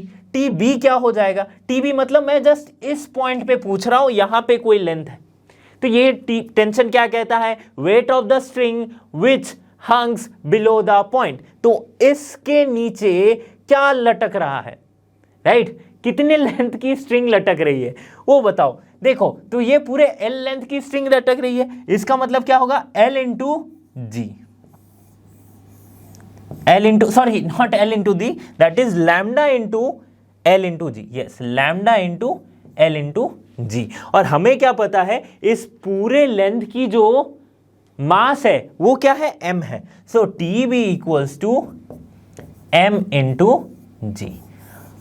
ठीक है, T B equals to m into g. T A पे जीरो क्यों हुआ ये बहुत अच्छे से समझना है, क्योंकि इसके नीचे कोई लेंथ है ही नहीं। और ये किस केस में हम कंसीडर करें? ये जो पूरा जो रायता हम फैला रहे हैं, ये किस केस में फैला रहे? जब स्ट्रिंग की मास है तब। और क्या कंडीशन लगाया है? कि यूनिफॉर्म मास डिस्ट्रीब्यूशन है। ठीक है, उसके लिए क्या लिया हमने? लैम्डा लिया, that is the mass density. तो अब थोड़ा सा मैं आपको कंफ्यूज करता हूं। कैसे कंफ्यूज करूंगा? देखो, पहली बात तो ये जो टेंशन है ना, ये ऐसा नहीं कि सिर्फ स्ट्रिंग में काम होता है, ये अगर कोई पतली रॉड हो उसमें भी होगा। राइट, कोई भी मास की लेंथ हो, बस लंबी हो, तो उस पर हम टेंशन कैलकुलेट कर सकते हैं।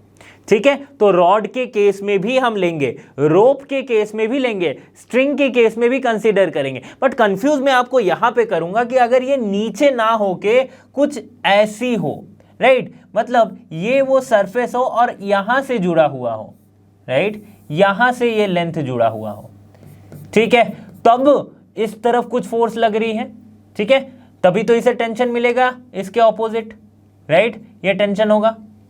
तो अगर ऐसा सिस्टम हो तो फिर टेंशन कैसे निकालेंगे हम? यहां पे तो आपने कहा कि सर जिस पॉइंट के नीचे जितना मास लटक रहा है उसकी वेट हो जाएगी इसकी टेंशन, बट यहां तो कुछ लटक नहीं रहा है, तो क्या हो जाएगा? तो देखो, लटकना मतलब क्या होता है कि नीचे फोर्स लगना, ठीक है, तो इसका मतलब मैं क्या समझाना चाह रहा था कि जिस तरफ फोर्स है उस तरफ की बात कर रहा हूं। तो अगर ऐसा कुछ सिचुएशन रहा तो फोर्स किस तरफ लग रही है, उस तरफ। तो उसके पॉइंट के मतलब यहां पे अगर मुझे निकालना हो टेंशन, तो यहां से इस एंड तक का मैं डिस्टेंस निकालूंगा और उस डिस्टेंस की जितनी मास होगी वो क्या हो जाएगी, टेंशन के बराबर हो जाएगी। सिंपल सी बात है। लटकना नीचे क्यों लटक रही है, क्योंकि फोर्स लग रही है। तो अगर नीचे नहीं लटका के मैं इस तरफ लटकाऊं तो फोर्स उस तरफ लग रही है। बहुत ही सिंपल सी बात है, कंफ्यूज तो नहीं हुए होंगे। अब बात करते हैं स्प्रिंग फोर्स के बारे में, राइट। तो स्प्रिंग फोर्स क्या है, इसमें क्या अलग होती है। देखो स्प्रिंग की क्या टेंडेंसी होती है, कॉमन सेंस से आप बताओ कि आप जब स्प्रिंग को खींचते हो तो उसकी टेंडेंसी क्या है कि वापस अपने पोजीशन पे जाएगी। मतलब if you are expanding it, तब इसकी फ्रीक्वेंसी होती है कि वो कॉन्ट्रैक्ट करना चाहेगी अपने आप को। बट अगर आप उसे कॉन्ट्रैक्ट करते हो, प्रेस करते हो स्प्रिंग को, तो उसकी टेंडेंसी क्या है कि वो एक्सपैंड होना चाहेगी। मतलब किसी भी केस में अगर ये उसका ओरिजिनल पोजीशन है, मतलब इसको अगर मान लेते हैं कि suppose x equals to 0, right, ये ओरिजिन पोजीशन है, ठीक है। अगर मैं एक्सपैंड करूंगा इस तरफ तो ये फिर से चाहेगी कि मैं अपने ओरिजिन पोजीशन पे आऊं। अगर मैं इसे कॉन्ट्रैक्ट करूंगा इस तरफ तो फिर से ये चाहेगी ओरिजिनल पोजीशन पे आऊं, ठीक है। तो ये क्यों हो रहा है, किसी एक फोर्स की वजह से ही हो रहा है, राइट। ये जो स्प्रिंग है वापस आ रही है तो किसी एक फोर्स की वजह से ही आ रही है, क्योंकि हमने तो ऑपोजिट डायरेक्शन में फोर्स लगा रखा है, हमने तो इस तरफ फोर्स लगाया, लेकिन इसकी टेंडेंसी है इसके तरफ। तो ये क्यों है, ये फोर्स क्या है, इसे हम कहते हैं क्या, रेस्टोरिंग फोर्स। रेस्टोरिंग फोर्स, देखो नाम में ही है रेस्टोरिंग फोर्स। रेस्टोरिंग फोर्स मतलब रिस्टोर करना, रिस्टोर करना मतलब वापस अपने पोजीशन में ये आना चाह रही है, ठीक है। ये जो रेस्टोरिंग फोर्स है इसे हम स्प्रिंग फोर्स भी कहते हैं, और we can write it as F S P और एफ ऑफ स्प्रिंग, राइट। तो फोर्स इन स्प्रिंग ये ना प्रोपोर्शनल होती है किस पे, कि जितनी डिस्प्लेसमेंट आपने दिखाई है। मतलब यहां पे अगर 0 से मैंने इसका डिस्प्लेसमेंट किया x, तो ये जो फोर्स होगी वो x डिस्प्लेसमेंट से प्रोपोर्शनल होती है। लेकिन क्या हो जा रहा है, इसका मैग्नीट्यूड तो भले ये प्रोपोर्शनल हो रहा है डायरेक्टली, लेकिन इसकी डायरेक्शन क्या होगी, डिस्प्लेसमेंट मैंने इस डायरेक्शन में किया है, फोर्स क्या है इस डायरेक्शन में है, so it is proportional but minus एक साइन लग जाता है, ठीक है। So we can write it as f equals to minus K X. अब ये k क्या है, k को हम मानते हैं स्प्रिंग कांस्टेंट, स्प्रिंग कांस्टेंट, ठीक है। इसकी यूनिट क्या होती है स्प्रिंग कांस्टेंट की, तो देखो k को कैसे लिख सकते हैं, f बाई एक्स और माइनस f बाई एक्स, ठीक है। इसकी यूनिट क्या हो जाएगी, न्यूटन पर मीटर, न्यूटन मीटर इनवर्स और न्यूटन पर मीटर। इसकी डायमेंशन कैसे लिख सकते हैं हम, mt माइनस 2, mt माइनस 2, ठीक है। क्योंकि फोर्स की डायमेंशन क्या होती है, mlt माइनस 2, ठीक है। और इसकी डायमेंशन क्या होगी, लेंथ की डायमेंशन होती है l, राइट। और ये पर लेंथ है तो length to the power -1, so this will cancel out, so mt minus 2 will be the dimension of spring constant, ठीक है। अब देखो इसको अगर मैं स्प्रिंग का कॉम्बिनेशन ऑफ स्प्रिंग देखूं, ठीक है, तो पहले उससे पहले मैं एक चीज समझाता हूं कि जैसे यहां पे हॉरिजॉन्टली अगर मैं रखा हूं और अगर मैं वर्टिकली रखूं इस स्प्रिंग को, जैसे कि यहां पे एक स्प्रिंग से एक मास लटक रही है, ठीक है, तो इसकी स्प्रिंग कांस्टेंट की डायरेक्शन, स्प्रिंग फोर्स यानी कि रेस्टोरिंग फोर्स की डायरेक्शन ऊपर होगी, क्योंकि मास है तो ये नीचे फोर्स लगा रही है, तो स्प्रिंग क्या होगी, एक्सपैंड होना चाहेगी, बट रिस्टोरिंग फोर्स इसे ऑपोजिट डायरेक्शन में खींचेगा। तो ये जो फोर्स है restoring force, that means F S P at equilibrium position will be equals to mg। ये अगर मास m है, ये तो mg लगा रही है, दैट इज द वेट। समझ में आ गई बात। और नॉर्मली जब हम क्वेश्चन सॉल्व करते हैं तो हम स्प्रिंग को मासलेस मान लेते हैं, मतलब ये मानते हैं कि स्प्रिंग की कोई मास नहीं है। ठीक है। और अगर मास वाली हुई तो फिर जैसे हमने वो टेंशन के केस में किया था वैसे ही लीनियर मास डेंसिटी को कंसीडर करके हम आगे के क्वेश्चन सॉल्व करते हैं। बट जनरली जो भी हम क्वेश्चंस करेंगे, जो भी क्वेश्चंस जेईई में पूछे गए हैं, मैक्सिमम क्वेश्चंस में, मतलब ऑलमोस्ट सारे क्वेश्चंस में स्प्रिंग को मासलेस मान लिया गया है।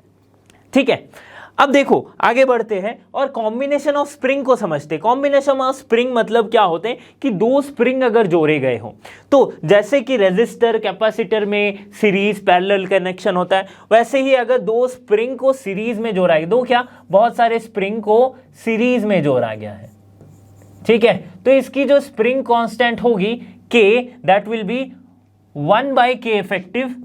इफेक्टिव स्प्रिंग कांस्टेंट उसे हम लिखते हैं, सो 1/K effective will be 1/K1 plus 1/K2 plus 1/K3, जितने भी स्प्रिंग है डॉट डॉट डॉट। ये किस केस में होगा? सीरीज कनेक्शन में। अगर पैरेलल में होता है, मतलब ये एक स्प्रिंग है, फिर से यहां पे भी एक स्प्रिंग लगी है, यहां पे भी एक स्प्रिंग लगी है, और ये तीनों ऐसे जुड़े हुए हैं, ठीक है, ऐसे जुड़े हुए हैं। जिम में बहुत सारे मशीन्स में आप देख सकते हैं ऐसे, राइट, ये जो एक्सटेंशन वाली मशीन है बहुत सारे में देखते हैं इस टाइप के स्प्रिंग कनेक्शन। तो इस टाइप में क्या हो जाएगा, जो K इफेक्टिव होगा वो क्या हो जाएगा, अगर पैरेलल कनेक्शन है तो K1 plus K2 plus dot dot dot K3 K4, जो जितने भी स्प्रिंग लगे हैं। और ये K1 K2 क्या है, ये इसकी इंडिविजुअल स्प्रिंग कांस्टेंट है, इंडिविजुअल स्प्रिंग कांस्टेंट है। समझ में आ गई बात? स्प्रिंग का केस हमने अभी यहां पे समझा, स्प्रिंग फोर्स के बारे में जाना। एक और इंपॉर्टेंट सी बात अबाउट स्प्रिंग कांस्टेंट वो क्या है कि ये जो K है ना स्प्रिंग कांस्टेंट, ये इनवर्सली प्रोपोर्शनल होती है स्प्रिंग के लेंथ से, मतलब 1/लेंथ, राइट। इसका मतलब क्या हो जाएगा, KL इक्वल्स टू कांस्टेंट, ठीक है। इससे हमें क्या पता चलता है, स्प्रिंग की स्टिफनेस पता चलती है कि जितना कम उसका लेंथ होगा उतनी ज्यादा उसकी स्प्रिंग कांस्टेंट होगी, जितनी ज्यादा स्प्रिंग कांस्टेंट होगी उतना ज्यादा उसका स्टिफनेस होगा, ठीक है। तो इस पे बेस्ड, इस स्प्रिंग कांस्टेंट पे बेस्ड एक क्वेश्चन हम करते हैं। क्या कह रहा है question, a spring of force constant K and natural length L is cut into two parts of length L/3 and 2L/3, find the new force constant end of the divided parts. मतलब ये कहा जा रहा है कि एक spring थी, ठीक है, उसकी स्प्रिंग कांस्टेंट थी K और उसकी लेंथ थी सपोज L। अब इसे काट के दो भागों में डिवाइड कर दिया गया। एक की स्प्रिंग, एक की लेंथ को कर दी गई L/3, ठीक है, तो L/3 कर दी गई, मतलब इसमें कोई नया स्प्रिंग कांस्टेंट आ जाएगा, दैट इज K1, और दूसरा जो भाग होगा वो क्या हो जाएगा, 2L/3, इसकी स्प्रिंग कांस्टेंट हो जाएगी K2। बट जो इफेक्टिव स्प्रिंग कांस्टेंट होगी, मतलब मैं बता रहा हूं, नॉट इफेक्टिव स्प्रिंग कांस्टेंट, जो स्प्रिंग कांस्टेंट इसमें क्या है, K है, तो KL इक्वल्स टू कांस्टेंट होता है, ये हमें पता है, ठीक है। और इसकी क्या है, K1 L1, ठीक है। तो ये वाली पार्ट, इसमें जो स्प्रिंग कांस्टेंट होगी वो इसके स्प्रिंग कांस्टेंट के बराबर होगी और इसके स्प्रिंग कांस्टेंट के बराबर होगी, मतलब KL equals to K1 L1 होगा and KL equals to K2 L2 होगा, ठीक है। तो यहां से मैं अलग अलग स्प्रिंग कांस्टेंट की वैल्यू निकाल सकता हूं, ठीक है, क्योंकि स्प्रिंग कांस्टेंट रहती है, ठीक है। K into L will always be constant, K into L is constant, ठीक है। तो यहां पे मैं देखो KL इक्वल्स टू क्या आ जाएगा, K1 हमें पता करना है, L1 क्या है, ये क्या है, L/3, और ये वाला कैसे सॉल्व करेंगे, K2 इंटू L2 क्या है, 2L/3, ठीक है। तो यहां से L विल कैंसिल आउट, इधर वाले में भी वैसे ही होगा। तो यहां पे जो K1 आएगी, नई स्प्रिंग कांस्टेंट जो होगी K1, वो किसके बराबर होगी, 3/K के बराबर, ठीक है, सॉरी K/3 हो जाएगी ना, दिस इज बाई 3 में, ये ऊपर गया तो 3K, that will B 3K, ठीक है। K1 इक्वल्स टू 3K, ठीक है, L/3 है, इस तरफ गया तो 3K। यहां पे क्या हो जाएगा, K2 कितनी आ जाएगी, 3/2K। ये हो गया K1 K2 नई स्प्रिंग कांस्टेंट। अभी हम पढ़ते हैं एटवुड्स मशीन को। तो ये एटवुड्स मशीन है क्या, देखो इस तरह की सिस्टम, मतलब कि एक पुली जिसके दोनों एंड में 2 मासेस लगे हो, इस तरह के सिस्टम को हम कहते हैं एटवुड्स मशीन्स। ओके, तो इसमें क्या हमने कंसीडर किया कि ये सपोज है मास m1, ये सपोज है मास m2, ठीक है। और if m1 is greater then m2, मतलब m1 मास m2 से भारी है, ठीक है। तो क्या होगा, कॉमन सेंस क्या कहता है कि अगर ऐसे पुलिस सिस्टम है, इसको फ्री छोड़ा जाए, m1 अगर m2 से ज्यादा हो तो इसकी एक्सेलरेशन इस तरफ होगी, ठीक है। इस पूरे सिस्टम की एक्सेलरेशन किस तरफ होगी, नीचे की तरफ, और इस तरफ से जो एक्सेलरेशन होगी वो ऊपर की तरफ होगी। मतलब ये मास ऊपर की तरफ मूव करेगा, ये मास नीचे की तरफ मूव करेगा, ठीक है। अब फ्री बॉडी डायग्राम बनाते हैं, मतलब ये एक्चुअली पहला स्टेप है जब हम न्यूमेरिकल्स को सॉल्व करने वाले, उसका पहला स्टेप है। इस पहले स्टेप में 4 स्टेप ऑलरेडी है। क्या कहता है, पहले सिस्टम को डिसाइड करो, तो सिस्टम मैंने डिसाइड कर लिया है m1, ठीक है। m1 में देखेंगे, फिर इसमें कौन कौन से फोर्सेस लग रहे हैं वो मार्क करो। तो इसके ऊपर एक टेंशन लग रही है, नीचे एक्सीलरेशन हो रहा है, और एक क्या लग रही है ये यहाँ पे m1g, जो इसकी मास की वजह से, ठीक है। ये हो गया। अब क्या करना है, फ्री बॉडी डायग्राम बनानी है। फ्री बॉडी डायग्राम बनाने के बाद क्या करना होता है, इक्वेट करना होता है। तो फ्री बॉडी डायग्राम बनाओ कि अगर मैं m1 का फ्री बॉडी डायग्राम बनाता हूं तो ऊपर में मैं क्या लिखूंगा, t, नीचे क्या लिखूंगा, m1g, और एक क्या हो रही है, एक्सीलरेशन हो रही है। क्यों एक्सीलरेशन हो रही है, तो फोर्स क्या लगेगा, m1a, राइट। एक्सीलरेशन हो रही है तो फोर्स क्या है, मास इंटू एक्सीलरेशन। मास क्या है, m1 मास है, एक्सीलरेशन है a, ठीक है। ये मैंने लिख दिया। अब क्या कहता है, जो फोर्थ स्टेप है वो क्या कहता है, इक्वेशन फॉर्म करो, ठीक है। इक्वेशन फॉर्म करूंगा तो मैं इक्वल टू के एक तरफ में लिखूंगा t, और इक्वल टू के एक तरफ मैं लिखूंगा जो नीचे वाले टर्म से, that is m1g plus m1a। अब थोड़ा सा लगाना है क्या, दिमाग, थोड़ा सा चलानी है चालाकी। कैसे कि अगर मैं एक तरफ वाला इक्वेट करता हूं, ये तो टेंशन आया ये पहले सिस्टम के लिए जिसको मैंने m1 कंसीडर कर रखा है, ठीक है। अब दूसरे वाले में क्या लिखूंगा, m2। इसके लिए मैं अगर सेम कंसीडर करूं तो इसकी भी टेंशन लग रही है ऊपर, इसका भी एक्सेलरेशन है ऊपर, इसका मतलब यहां पे क्या लग रही है, एक m2a, और नीचे क्या लग रही है, m2g, ठीक है। यहां पे m2g, एक्सेलरेशन ऊपर है, और टेंशन तो इस स्ट्रिंग में होती है, टेंशन अलोंग द स्ट्रिंग वो तो सेम रहेगी, यही तो कंडीशन था, ठीक है। तो इस इक्वेशन से मैं क्या लिख सकता हूं, इस फ्री बॉडी डायग्राम से, t इक्वल्स टू m2g, और ये इस तरफ है, राइट।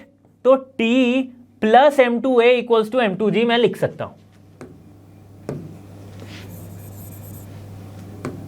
इक्वल टू के ऊपर क्या है, मतलब ऊपर के डायरेक्शन में t है और m2a भी है, तो प्लस m2a इक्वल्स टू क्या, m2g।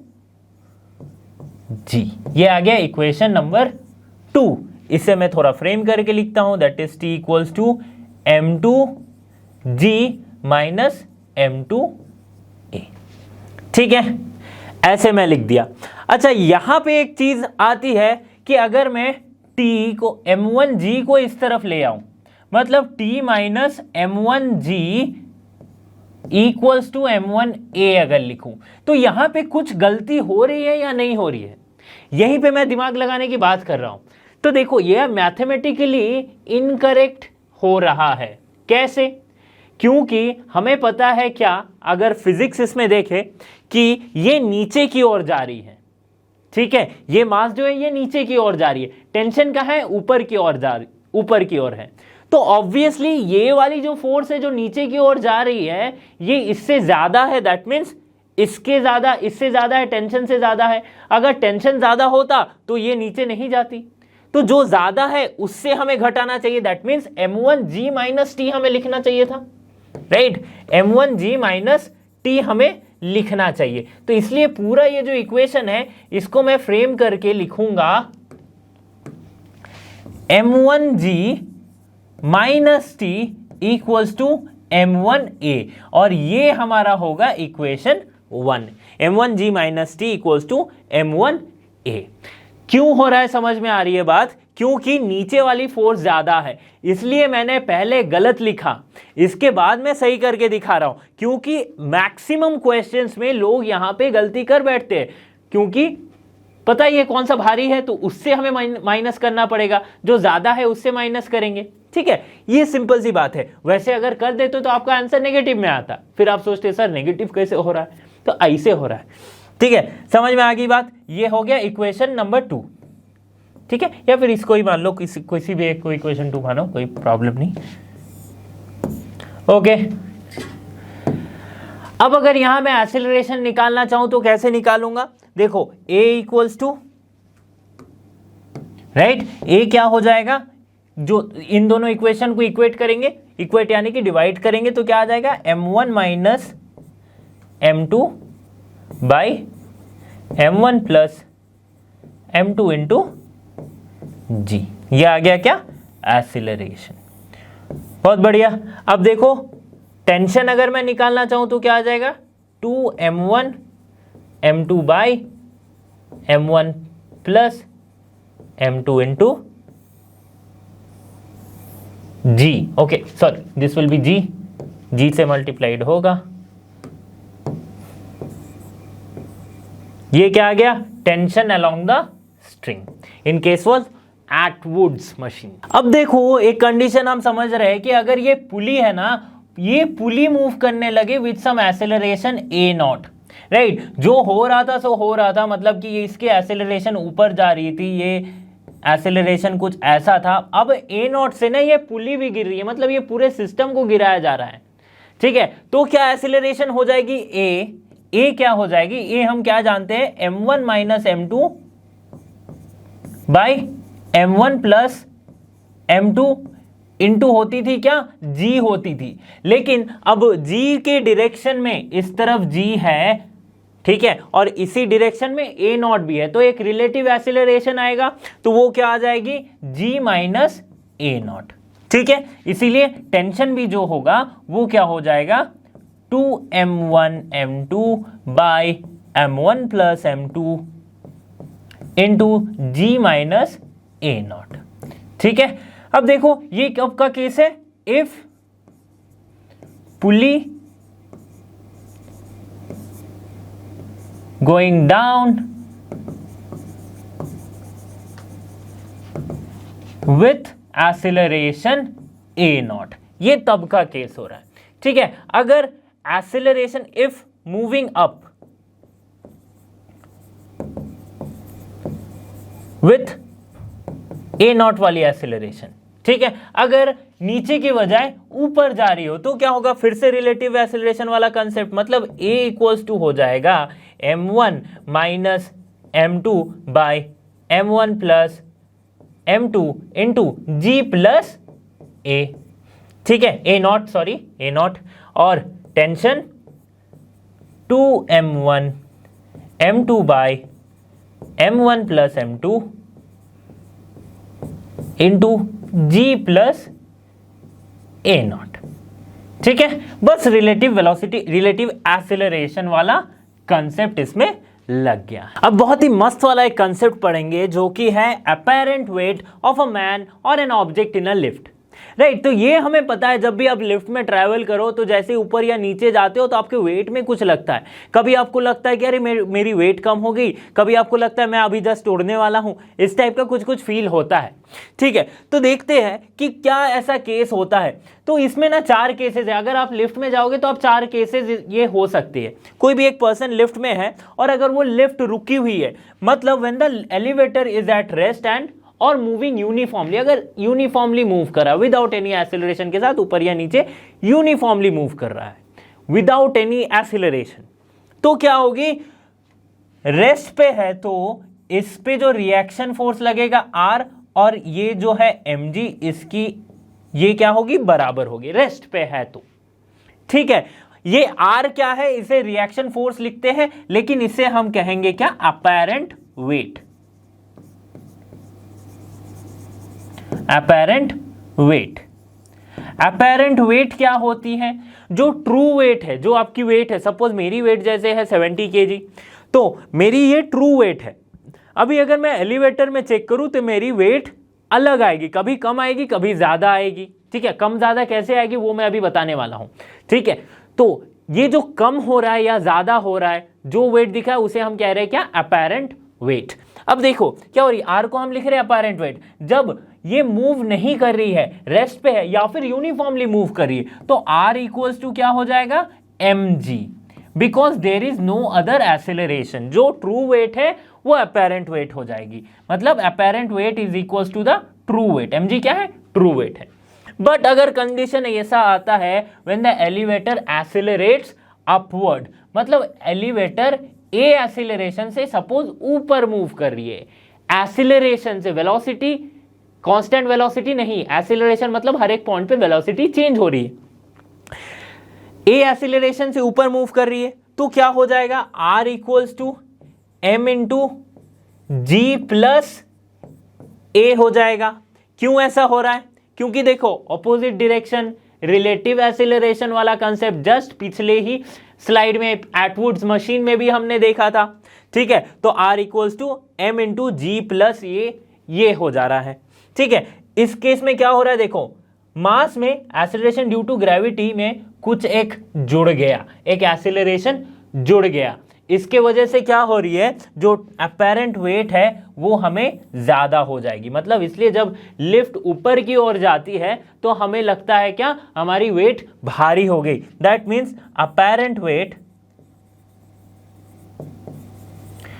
Is greater than true weight, ठीक है। अब क्या केस है, अब ये केस है कि when the lift accelerate downward, suppose ये लिफ्ट जो है वो नीचे की ओर एक्सेलरेट हो रही है, तो इसके ऊपर क्या लग रहा है, आर, इसके नीचे एक ऑलरेडी mg लग रही थी, ठीक है। अब जो केस हो जाएगा आर इक्वल्स टू वो हो जाएगा m इंटू जी माइनस ए, राइट। तो ये ओरिजिनल वेट में, मतलब ट्रू वेट में कुछ एक कमी आ गई, माइनस ए हो रहा है ना, तो कुछ एक कमी आ रही है, तो इसका मतलब क्या होगा, अपैरेंट वेट जो होगा that will be less than true weight. तब हमें, हमारी बॉडी को हमें लगा कि हम हल्के हो गए, ठीक है। अब देखो तीसरा केस क्या कहता है, when the lift falls freely, तो जब फ्रीली फॉल हो रही है, मतलब कि क्या है कि सपोज ये लगा हुआ है लिफ्ट की स्ट्रिंग और ये स्ट्रिंग टूट जाती है, तो क्या होगी, किसी भी स्ट्रिंग अगर टूट जा रही तो फ्री फॉल, फ्री फॉल मतलब सीधा एक्सीलरेशन ड्यू टू ग्रेविटी से वो नीचे, सीधा एक्सीलरेशन ड्यू टू ग्रेविटी से वो नीचे, तो ऑलरेडी इसकी mg नीचे है, ठीक है, टोटल ये वेट नीचे है। अब पूरी जो लिफ्ट है वो भी नीचे आ रही, तो r इक्वल्स to m into g minus a, जो कि a अभी क्या है, g के बराबर है, तो g minus G, so this is 0, मतलब इस वक्त पे हमें क्या लगेगा, हम वेटलेस है, जैसे स्पेस में फील होता है वेटलेसनेस, उस टाइप से फील होगा अगर कभी स्ट्रिंग टूट गई या फिर लिफ्ट फ्रीली फॉल होने लगता है, ठीक है। तो वेटलेसनेस हमें फील होगा,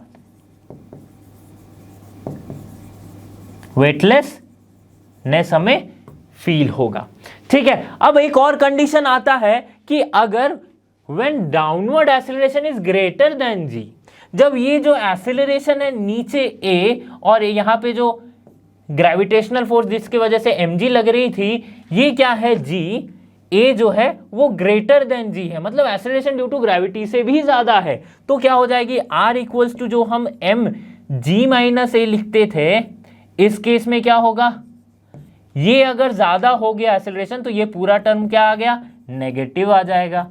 पूरा टर्म अगर नेगेटिव आ जाएगा तो ये जो हमें सिर्फ वेटलेसनेस लग रहा था पिछले वाले केस में, इस केस में क्या होगा कि ये जो ऑब्जेक्ट है या फिर ये जो आदमी है ये जस्ट जाके इसके सीलिंग पे सट जाएगा, ठीक है, हवा में आके इसकी सीलिंग पे सट गया है वो, ठीक है। इस टाइप के इंटरेस्टिंग केसेस हो सकते हैं। तो स्टूडेंट्स, इस वीडियो में हमने कुछ फोर्सेस के बारे में जाना है, जो कि पर्टिकुलर फोर्सेस जो जब हम मैकेनिक्स के क्वेश्चंस को सॉल्व करेंगे उसके लिए इंपॉर्टेंट है। साथ ही साथ हमने वो चारों स्टेप्स को जाना है जो हमें मैकेनिक्स के प्रॉब्लम सॉल्व करने में यूज होंगे।